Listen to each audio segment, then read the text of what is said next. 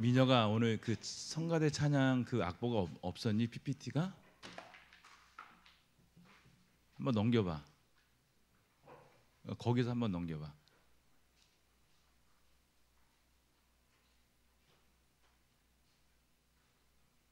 그거잖아. 악보를 항상, 왜냐하면 성가대가 새로운 찬양을 하면 듣는 사람들이 가사 전달이 안 될까봐 제가 이렇게 늘 PPT를 준비를 합니다. 그러니까 좀 띄워달라고 얘기를 하세요. 네. 네, 오늘은 저희가 말씀을 짧게 끝내고 같이 기도하는 시간을 갖도록 하겠습니다. 사실은 어제 전화를 계속 받았어요. 우리 저기 장로님 댁에는 오늘 못 자리하시고, 우리 전우성 집사님은 또 새로운 가게 오픈하고, 우리 혜민이는 오늘 건축 기사 실기 시험 2차 시험이 있어서 가고, 그래서 차 빼고 포대니까 누가 계실까 싶어가지고 내가 막 실망하고 있으니까 우리 희수가 이제 그렇게 얘기를 하는 거예요. 난 예배하러 수원에서 여기까지 왔는데, 자기 보고 예배하라는 거죠. 그래서 제가 참 그 말을 듣고 마음이 많이 찔려가지고, 그래 더 열심히 해야 되겠다라는 마음을 가지게 되었습니다. 오늘 창세기 47장 13절부터 26절 말씀 가지고 기근에서 살아남기, 이 제목으로 하나님 말씀을 나누도록 하겠습니다. 오늘 13절은 첫 절, 그러니까 13절은 이렇게 시작합니다.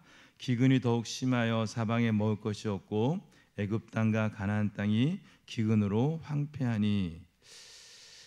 요셉이 꿈을 꾸었던 것처럼 정말 엄청난 기근이 왔습니다. 그러니까 엄청난 7년의 풍년 뒤에 그 하나님의 예언의 말씀처럼 엄청난 기근이 왔어요. 그 엄청난 기근 속에 가나안 땅에 살던 야곱의 일가도 그 땅에서 먹을 것을 구하지 못해서 애굽으로 양식을 구하러 올라갈 정도로 세상의 모든 사람들이 양식이 없어서 굶어 죽는 아주 그런 극한 기근이 온 세계를 덮고 있었습니다. 그래서 요셉은 자신의 사랑하는 가족들을 애굽 땅으로 이주시키려고 합니다. 그 양식은 오직 이 애굽의 이 왕궁에서만 있었고, 그 애굽의 왕궁에 있었던 양식을 관리하는 것은 요셉이었습니다. 그리고 그 양식을 사람들이 구하려면 반드시 돈을 주고 양식을 사야만 했었는데, 그 당시 돈은 금이나 은전이었습니다. 요셉을 보면 언제나 자기 인생의 신실한 정직한 청지기였다고 하는 것을 알 수가 있습니다. 저는 본문을 읽으면서 제가 마음이 조금 불편했습니다. 왜 불편했냐면, 지금이 이제 흉년이 시작된 지 5년 정도 되는 시점인데, 사람들이 양식이 없어서 이 요셉에게 와서 우리가 굶어 죽겠으니 양식을 달라고 그러는데, 이 요셉이 거저 주는 게 아니에요. 돈을 받고 줘요. 그리고 이제 그들이 또 1년을 그렇게 버텼는데, 그 다음에는 무엇을, 돈이 없습니다 우리가, 그러니까 뭘 가져오라고 그러냐면, 너 이거 집에 가축들 있지 않냐, 소나 양이나 염소나 말이나 이것들을 가져다가 양식과 바꾸어라. 그래서 이 애굽에 있는 모든 사람들이 자기 집에 있는 가축들을 다 이 애굽 바로의 궁에 가져가서 그 양식과 바꾸고, 이 애굽의 바로 왕은 졸지에 그 전에도 물론 큰 부자였지만 강력한 경제력을 가진 그런 부가 그 왕궁에 있게 됩니다. 근데 그것으로 끝나지 않고, 이제 그 마지막 해에 또 흉년이 드는데, 그때 먹을 것이 없으니까 그때는 사람들이 스스로 이제 꼼짝없이 죽게 생겼으니까 우리의 생명이나 우리의 토지를 양식과 바꾸어 주소서 먼저 본인들이 그 얘기를 하고, 그래서 요셉이 그들의 그 토지와 그 사람들을 생명들을 담보로 해서 이 양식을 빌려주게 됩니다. 그래서 결과를 보니까 애굽의 바로 왕은 애굽에 있는 모든 돈과 모든 가축과 모든 토지를 다 소유하는 그런 강력한 왕정 시대를 이끌게 됩니다. 근데 국민들은 어때요? 내가 가지고 있던 돈도 없어졌죠, 가축도 없어졌죠, 토지도 없어졌죠. 가난해지는 거예요. 예? 제가 이것을 보면서 요셉이 아무리 애굽의 지금 국무총리지만 어떻게 이럴 수가 있을까 마음이 불편한 거예요. 제 마음이. 저 같으면 무상급식으로 다 줘버렸을 텐데, 예? 저 같으면 무상급식으로 다 줘버렸을 텐데 이게 공짜로 주는 법이 없어요. 다 돈 받고 주는 거예요. 예. 근데 제가 계속해서 묵상을 하면서 깨달음이 오는 게 요셉이 청지기였지. 요셉이 주인이 아닌 거예요. 자기가 자기 임의로 양식을 내어주고 아무에게나 그 양식을 퍼다 주는 그 양식의 주인이 아니라 이 요셉은 지금 바로의 신하고 그리고 바로의 청지기로서 그 주어진 양식을 지혜롭게 바로를 위해서 지혜롭게 잘 사용하고 있는 것을 보게 됩니다. 그러고 나니까 그 생각이 드니까 이 요셉은 늘 정직한 청지기였다고 하는 생각이 드는 거예요. 여러분 기억나시죠? 그 보디발의 집에서 이 요셉은 정말 정직한 청지기여서 주인의 신뢰를 받아서 주인의 모든 것을 관리했던 사람입니다. 감옥에서도 비록 그가 억울한 누명을 쓰고 감옥에 들어가서도 그 감옥에서 그가 신뢰를 받아서 술 맡은 자와 그리고 떡 맡은 그러니까 이 관원장의 수종을 드는 그런 절대적 신임을 얻었던 사람이 바로 이 요셉입니다.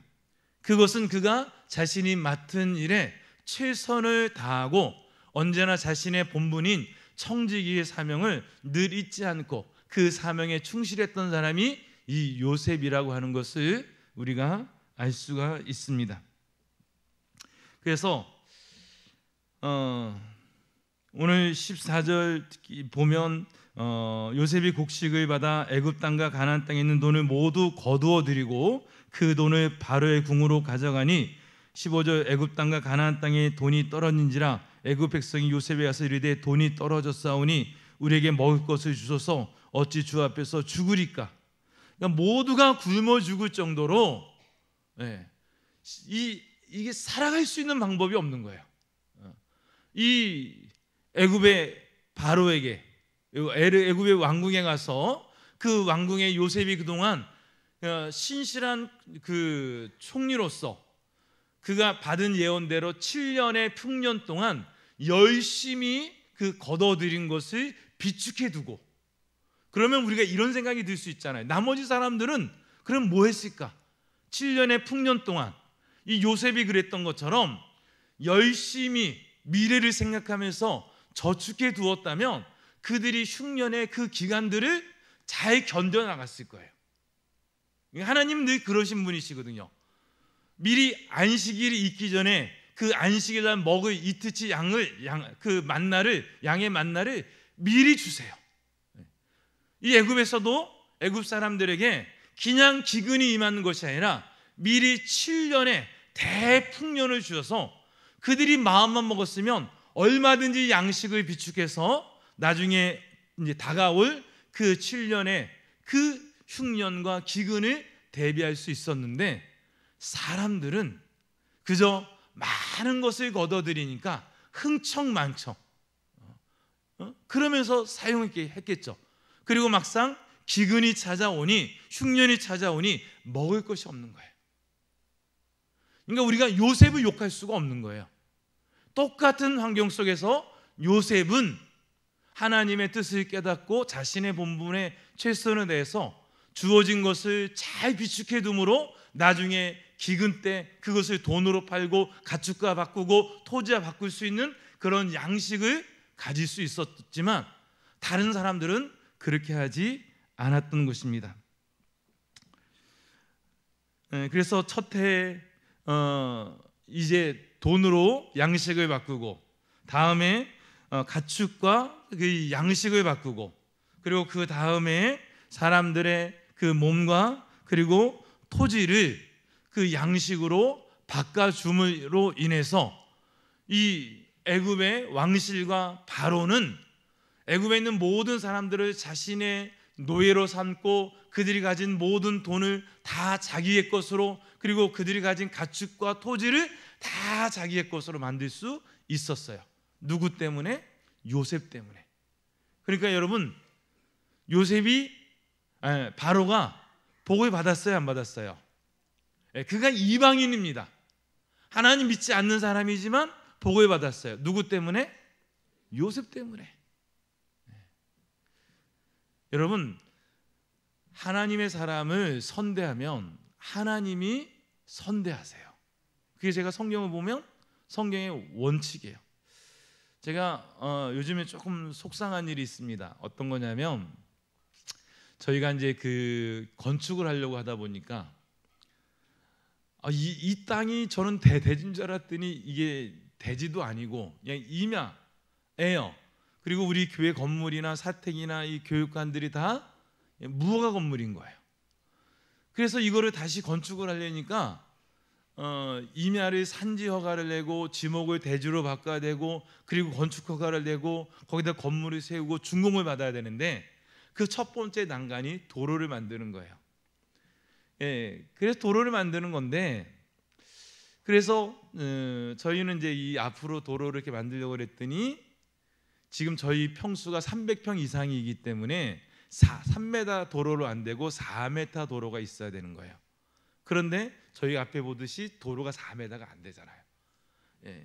그래서 이제 공지사님과 이렇게 저렇게 막 발로 뛰고 사람들 만나고 그러면서 하는 게 뭐냐면, 요 앞에 4m의 도로를 확보하는 거예요. 그래서 요 앞에 도로를 가진 우리 정장여 씨를 만나고, 그분이 처음에는 흔쾌히 얘기를 하셨는데 주변 이웃들과의 관계 때문에 좀 어려워하셔서 그분이 자꾸 말을 돌려서 하는 게 뭐냐면, 요 밑에 박청재 씨라고 하는 그분이 옆으로 도로가 있는데, 그 지적대 표시가 있는데, 그쪽으로 도로를 만들면 모든 사람들이 더 쉽고 교회도 더 좋고, 저희가 보기에도 사실 그래요. 교회가 삥 돌아오는 것보다 바로 이렇게 들어오면 교회가 더 발전할 수 있는 소지가 많죠. 그래서 저희가 지적, 그러니까 임야, 그러니까 경계 측량을 하고 우리가 얼마만큼의 토지가 필요한지 다 확인해 가지고 저 밑에 집을 보니까 13평이 필요한 거예요. 근데 저희가 측량을 해 보니까 저희 축대 밑으로 저희가 나간 땅이 꽤 돼요. 그냥 대충 어림잡아도 한 20-30평은 되지 않을까 싶어요. 그래서 제가 제안을 했어요. 이 땅을 드리겠습니다. 그리고 도로로 편입해야 돼. 4m 도로가 돼야 되니까, 기존 도로는 안 되니까 담장을 허물고 도로를 확장을 해야 되는데 13평이 필요해요. 그래서 제가 그걸 저희 교회 돈으로 사겠습니다 라고 얘기를 했어요. 그러면 저는 이게 막 두 팔을 들어서 쌍수로 환영을 할 줄 알았죠. 그렇잖아요. 교회 땅은 거저먹고 자기 땅은 팔고, 그죠? 그러면 동네가 더 좋아지고, 제가 생각할 때는 그래야 갇힌 이웃들이 서로 혜택을 누리니까. 근데 단호하게 거절을 하는 거예요. 아니, 기존에 있는 도로가 있는데 왜 거기다가 도로를 내려고 하십니까? 저는 그 도로에 차가 다니는 게 싫습니다. 말도 못 붙이게 해요. 이게 교회 땅도 이렇게 넘어가 있고 그러니까 우리가 그 땅을 뭐 하겠습니까? 그냥 드리겠습니다. 그 파가든지 말든지 그건 목사님 마음대로 하시고 여기 도로 못 냅니다. 완강하게 얘기를 하는데 제가 마음이 확 상하는 거예요. 그러면서 제가 어디 잘 되나 보자. 막 이런 생각이 드는 거예요. 너무너무 제가 속이 상하니까. 그렇게 하면 안 되지만 그런 생각이 드는 거예요. 그러면서 이게 참 이게 원망스러운 거죠. 그 전에 저 전임자들은 도로 좀 만들지. 그 전에 장로님 계시고 안수사님 계시고 성도들 많을 때 도로 좀 확보하지.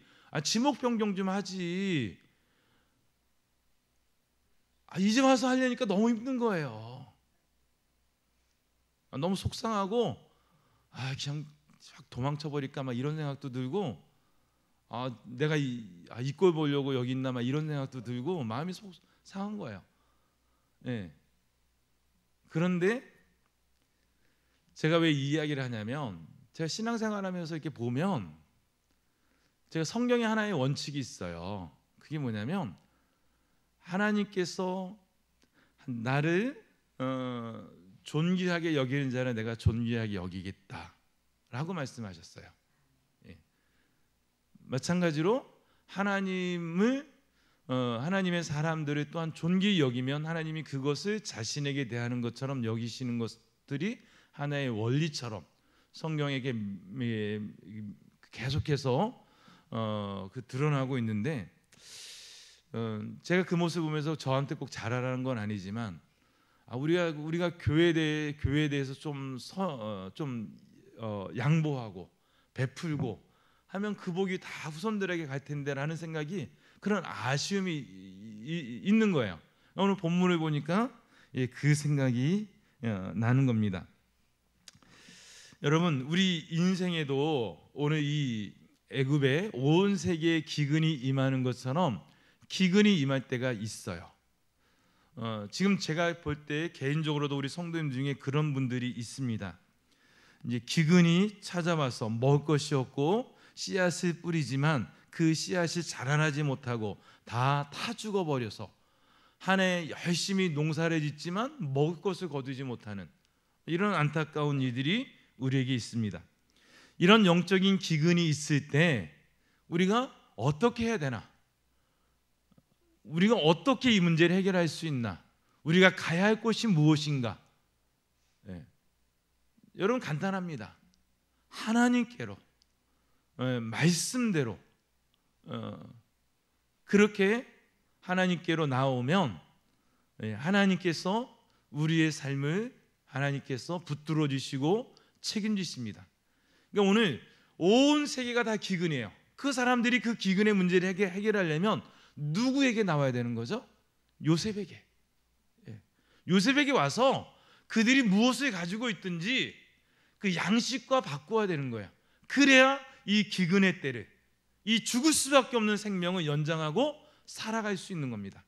마찬가지로 우리가 이 땅에 살 수 있는 유일한 방법은 오직 예수님께로, 그 예수님의 말씀대로 사는 것이죠. 여러분 요셉을 통해서 이스라엘 그 온 세계 사람들이 생명과 구원을 얻었듯이 예수님을 통해서 생명과 구원을 얻는 그런 역사가 우리 가운데 나타나게 되는 줄로 믿습니다. 여러분 요셉은 이 세상의 것들을 탐내지 않았어요. 아까 말씀드린 것처럼 그가 애굽의 국무총리입니다. 우리가 떡을 만지면 뭐가 묻죠? 떡고물이 묻잖아요. 사람들은 그 떡고물 묻는 재미에 권력을 지려고 하고 권력의 주변에 서려고 하고 권력을 가진 사람들 가까이 하려고 합니다. 그런데 요셉은 그 요셉의 일생을 보면 그가 언제나 정직하게 자기에게 주어진 일에 최선을 다했던 것을 보게 됩니다. 제가 참 감사한 것은 저희 아내가 떡고물을 싫어해요. 그래서 어떤 때는 막 귀찮고 번거롭고 이것도 안 해줘 막 이렇게 투정이 생겨요. 지금까지 지켜보신 분들은 잘 아시겠지만 아주 원리 원칙주의자입니다. 이 손톱도 안 들어가요. 네. 근데 그래서 우리가 하나님께 복을 받는 것 같아요. 우리가 하나님의 것을 도적질하거나 하나님의 것을 임의로 사용하거나 내가 하나님의 것을 막 허투루 쓰지 않고 하나님의 것과 내 것을 분별하고 하나님의 것은 하나님의 것으로 구분하는 것, 그것이 우리의 신앙에 있어서 중요합니다. 여러분 우리에게 있어서 하나님의 것들이 있잖아요. 그죠?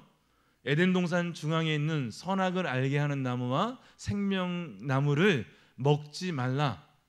에덴에 있는 모든 것들은 다 먹으라는 거예요. 우리는 자꾸 먹지 말라는 것을 너무 크게 보지만 사실은 99.9% 모든 것들은 내가 임의로 다 할 수 있어요. 단 두 가지만 하지 않으면 돼요. 선악을 알게 하는 나무와 생명나무를 먹지 말라는 거예요. 교회에서도 우리가 신앙생활하면서 그렇습니다. 하나님은 우리에게 거의 모든 것들을 우리가 임의로 할 수 있도록 주셨어요. 내 것으로 주셨습니다. 단지 하나님의 것이 있어요. 그것들만 구별하여 드리면 돼요. 제가 그래서 저는 저희 오금리 교회를 하면서 사실은 헌금의 종류가 많은 것을 제가 원치 않습니다. 그 전에 목회할 때부터 무슨 여러 가지 헌금들이 있지만 저는 그냥 다 통합했으면 좋겠어요. 그리고 그냥 그 12조와 감사헌금, 또 특별히 뭐 예외적으로 우리 건축을 앞두고 있으면 건축헌금 이 정도만 하면 되지, 그 밖에 뭐 여러 가지 막 종류의 헌금들을 통해서 제가 여러분들의 돈을 갈취하거나 빼앗을 의도가 없어요. 왜냐하면 하나님 앞에 우리가 주어진, 내가 성도로서의 여러분들이 가장 기본적인 도리만 하면, 저는 그것을 가지고 제가 무슨 행사를 할 때 여러분에게 돈을 구하거나 그러진 않잖아요. 여러분들이 최소한의 도리만 해주시, 성도로서 가장 기본적인 도리만 하면 저는 그것을 가지고 가장 정직하고 규모 있게 사용하는 거죠. 그게 또 저에게 주어진 책임이죠. 그러니까 솔직히 말해서 여러분, 다른 교회들 보면 선교할 때 저는 그런 교회들 많이 봤어요. 교회 재정으로 선교하지 않아요. 그럼 무슨 돈으로 하는 줄 아세요? 여러분, 남선교회 무슨 여선교회 1, 2, 3, 4 만들어가지고 그분들에게 교회 헌금이 아니라 그분들이 또 각자 내가지고 그 돈으로 헌금을 하도록 하는 거예요. 그러면 교회 드린 돈은 뭐에 쓰는지 모르겠어요. 그죠? 우리 교회 그러진 않잖아요. 솔직히 말해서 제가 여러분들한테 무슨 뭐 밥 사달라 뭐 그런 얘기 한 적도 없고, 또 그런 것을 원하지도 않습니다. 각자 저는 저의 역할에 최선을 다하고 여러분들은 여러분들의 역할에 최선을 다하면, 그러면 나머지 부족한 것들은 하나님이 채워가신다고 믿어요. 여러분, 요셉은 정직한 사람이에요. 하나님에게나 사람에게나 정직한 사람입니다. 그러니까 그가 사람에게도 하나님에게도 쓰임받을 수가 있었습니다. 여러분의 인생에 있어서 삶의 우선순위가 무엇입니까?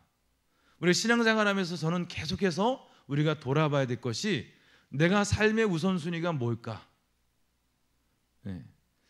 제가 그래도 참 감사한 게, 우리 아까 막내딸이 그 얘기를 했지만, 저 아이는 수원에다가 경기대 입구에다가 자기 집을 얻었어요. 자취를 하고 있죠. 거기 가면 냉장고도 있고 나름 집에 오지 않아도 살만한 것들이 있어요. 근데 꼭 주일마다 와요. 우리 충만이가 그 전에 대전인가요? 저 밑에 지방에서 학교를 다닐 때도 늘 교회 나와요. 그래서 입장을 바꿔 제가 한번 생각을 해봤어요. 저 아이들이 주일날 교회를 참석하기 위해서 보통 3시간, 4시간을 차 타고 왔다가 예배 끝나면 잠시 쉬었다가 또 학교, 그 다음 주 학교 생활을 위해서 3시간씩을 가는 거예요. 쉬운 일이 아니죠. 그죠? 어른들이 하기에도 쉽지가 않은데, 우리 어른들도 그러잖아요. 우리 한상규 집사님 포천에서 여기까지 올 때 저는 가끔 그런 생각이 들어요. 내가 돈 벌면 우리 한상규 집사님 기름값 좀 줘야 되는데. 왜냐하면 제가 그 정도 거리를 누가 오라고 그러면 가장 먼저 생각나는 게 뭐죠? 이영경 목사님? 기름값. 그죠? 쉬운 일이 아니라는 거예요. 그렇지만 우리가 이날 이 예배를 위해서 하나님 앞에 많은 것들을 헌신하고 드리고 나와요. 몸이 아플 때도 나오고 바쁠 때도 나오고, 때로는 정말 이 주일 예배를 위해서 며칠씩 밤을 새가면서 일을 해야만 주일날 나올 수 있는 그런 사람들이 있다는 것을 알고 있어요. 대가를 지불하는 거죠. 삶의 우선순위가 늘 하나님께 있고 예배에 있는 것입니다. 여러분 누가복음 14장 16절에 보면 잔치에 대한 이야기가 나옵니다. 주인이 홀인 잔치에 사람들을 초대했습니다. 그런데 사람들이 못 온다고 하는 사람들이 많은 거예요. 뭐 때문에 못 온다고 그러죠? 밭에 나가서 못자리 해야 됩니다. 씨앗을 뿌려야 됩니다. 김매기를 해야 됩니다. 뭐 나가서 그물을 던져야 됩니다. 직장 생활해야 됩니다. 사람들 만나서 등산 가야 됩니다. 오늘 맥주 한잔 해야 됩니다. 뭐 여러 가지 이유가 있겠죠. 그죠? 그래서 뭐 사람들은 장가를 가서 못 간다, 이 세상의 일로 바쁜 사람들이 각자 자기의 핑계와 변명을 댑니다. 근데 이 이야기는 마지막으로 내 목숨, 내 처자, 내 부모까지 미워해야 된다고 말해요. 여러분 잘 이해를 하세요. 정말 성경이 우리 보고 너의 부모, 너의 형제, 너의 처자를 미워하라고 그러는 건가요?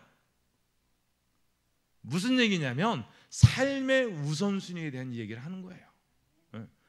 정말 내 형제, 내가 주일날 교회 나오는데 나를 주일날 교회 못 나오게 하는 내 가족이나 내 자식이나 내 친척들이 있다면 어떻게 돼요? 미워하는, 진짜 미워하라는 게 아니라 더 그것들보다, 그 가족들보다 더 사랑하는 마음으로 하나님 앞에 나오고 나에게 주어진 책임을 다하라는 겁니다. 그게 미워라는 의미예요. 진짜 미워하라는 게 아니라 그것들보다 하나님에게 우선순위를 두라는 겁니다. 여러분 때로는 오늘 우리 전우성 집사님이나 우리 혜민이나 또 이렇게 박성재 권사님처럼 뭐 피치 못할 사정으로 못 나오실 때도 있어요. 그죠? 우리가 그런 거는 이해하지만 그러나 늘 우리 안에 적어도 계속해서 내가 싸워야 되는 건, 그럼에도 불구하고 내가 먼저 하나님 앞에 서기 위해서 노력하고 준비하고 다투는 거죠. 여러분 제가 주변에 있는 신앙생활 하시는 분들을 보면 가장 갈등이 심할 때가 언제냐면 처음 교회를 나올 때. 그때는 사람들이 자꾸 그래. 야 우리 주일날 놀러 가자. 꽃 구경 가자. 맛있는 거 먹으러 가자. 나 교회 가야 돼. 야, 네가 무슨 언제부터 교회 다녔다고. 야, 나중에 시간 있을 때 가고 오늘은 먹으러 가자. 근데 이게 언제 뜸해져요? 내가 절대로 그럴 수 없다는 것을 보여줄 때. 믿음이 자꾸 깊어져서 쟤는 아무리 그래도 쟤는 안 가. 그러니까 우리 토요일날 가자. 그죠? 그래야 되는 거죠. 그렇지 않습니까? 여러분 우리 때문에 모든 국가 시험이 다 주일날 들여서는 안 돼요. 우리가 힘이 없으니까, 믿음이 없으니까, 사람들이 타협하니까, 그러니까 그러는 거죠. 여러분 우리가 이 땅에 살지만 우리의 시민권은 이 땅에 속한 자가 아니라 하나님에게 속한 자의 심을 믿으시기를 간절히 축원합니다. 아멘.